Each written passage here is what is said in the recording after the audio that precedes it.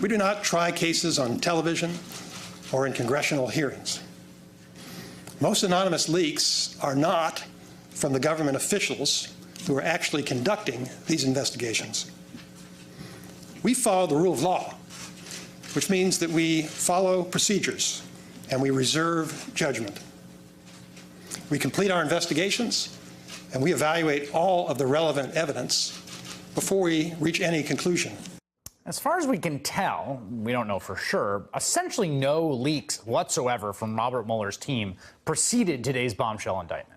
Instead, the special counsel today dropped an astounding document packed with crucial details that hint at collusion at a number of levels. Here to help me unpack everything going on here, former Watergate prosecutor and MSNBC legal analyst Nick Ackerman, and Marcy Wheeler, a journalist covering national security and civil liberties, who's been following this case extremely closely. Marcy, one of the things that emerges in this document that you were noting today on Empty Wheel, which is the site that you write at, was how long the hacking was going, how broad it was in scope, and particularly I thought this was interesting. In or around September 2016, the conspirators also successfully gained access to DNC computers hosted on a third-party cloud computing service. The computers contained test applications related to the DNC's analytics. Do you think that's significant? Since the hack happened, one of the things I've been really fearful of is that the Russians would get and possibly tamper with Hillary's analytics. She ran a very analytically driven campaign. And so we already knew that they had her OPPA research. We already knew they had their field plans, which were kind of dated. Those are the hacks going back to the spring. But what we're talking about now is in September, in the heat of the general election campaign, they were getting they got a copy of, a backup of Hillary's snapshot of what her campaign looked at, probably nationally. And that's something and I know a couple of other people close to this hack have been really concerned that they actually got. And today we had confirmation that they did so. Nick, what jumped out at you? Well, what jumped out at me is you take that in combination with Roger Stone's conversations with Guccifer 2.0, which are part of which is put into this indictment, which show that, in fact, they're talking about analytics. They're talking about... Says the voter modeling. The voter modeling, it's the same thing. What they were doing was, it was all part of this Cambridge Analytica program to actually go in, suppress the Hillary Clinton vote. If you know who it is that she thinks she's relying on, and you take that to send out fake news, phony stories, disparaging information, that's how you suppress the vote. But what really strikes me in this entire indictment is this conspiracy that's charged.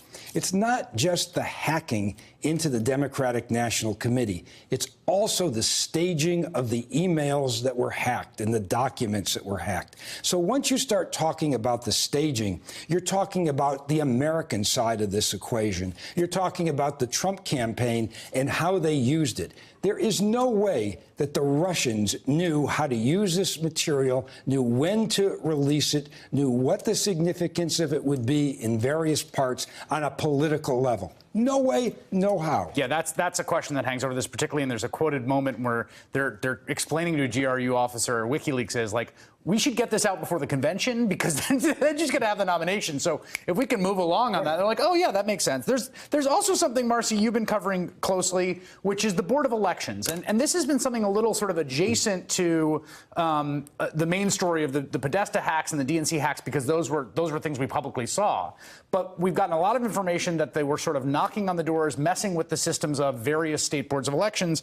And we have this, that in around July 2016, Kovalev and his co-conspirators hacked the website of a state board of elections, stole information related to approximately 500,000 voters, including names, addresses, partial social security numbers, dates of birth, and driver's license numbers. What do you think of that? Well, we knew that had happened, but the public discussion at least put the number closer to 70,000. That's 500,000 people from the state of Illinois. And then actually even later, there was a description of the same officers kind of sniffing around Iowa's servers and Georgia's servers, and they were going to see what kind of weaknesses there were on swing states. And that's the kind of terrorizing possibility that we heard about. A couple days after that, Barack Obama actually called President Putin on their red line to say, knock it off. But we now know that these same people who had stolen that information in July were looking like they were considering doing it. I mean, Illinois is not a swing state. You're not going to turn Illinois to a red state. But Iowa, yeah. Georgia, yeah. So they were going after the states that could and, in some cases did make the difference in the election. And they were doing it just 12 days before the election. The scariest part I find here is what we don't know. Because what they're not telling us in this indictment, and they shouldn't be telling us, is that they couldn't find everything. You're dealing with antiquated systems in the state, computer systems that are not geared toward maintaining an audit trail so that you know who's gone in, what they've done, what they've taken, whether they've changed votes, whether they've removed voters. You can't tell that. And they're not telling us that in this indictment. Although we should say Rosenstein says essentially no votes were changed. I mean, well, no, he's saying that's not what's alleged in the indictment. Right. He's not saying no votes were changed. Right. So that's the big problem. Well, yes. Here. I mean, the integrity of that system, and to Marcy's point about that being the red line phone call moment of, no. This is, now we're escalating to something insane. One last point in here, Marcy, and I want to get your thoughts on this, is there is an American in here who shows up pretty prominently who's a congressional candidate who shows up in the indictment. The conspirators posing Guccifer 2.0 received a request getting solicited for stolen documents from a candidate for U.S. Congress. Conspirators responded using the Guccifer 2.0 persona, sent the candidate stolen documents related to the candidate's opponent. That seems like Robert Mueller being like, buddy, get a lawyer.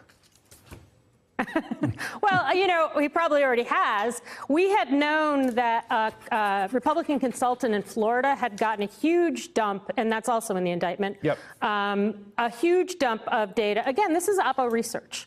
So it's a swing state. You're giving this Oppo research for congressional campaigns to a bunch of Florida Republicans. You're making it available. Many of the Republicans who have been most vocal in defending Trump, Matt Gaetz and Ron DeSantis, first and second, are both from Florida. They both got that data, right? But now we know, and there have been names floated out there, and we haven't had it confirmed yet anywhere. We know that a congressional candidate got on DMs and said, hey, give me stuff that's going to help me.